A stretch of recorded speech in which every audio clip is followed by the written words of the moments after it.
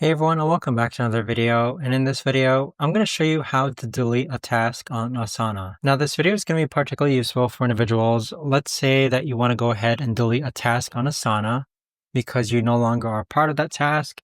How do you actually go ahead about doing so? Now, this video is going to be short, sweet, and simple, guys. There's not going to be a lot of steps involved. Now, in order to do this, what you're first going to do is log on to Asana.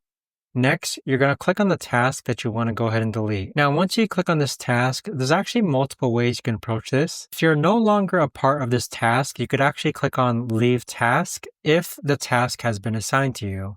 But if you want to go ahead and delete the task overall, you can click on these three dots and then click on Delete Task. But there you have it, guys. That right there is the best and easiest way that I know of to actually go ahead and delete a task on Asana. If you guys know of a better or easier way to actually do this, let me know in the comments down below. I would love to know. Thanks so much for watching, everyone, and I'll see you guys all in the next video.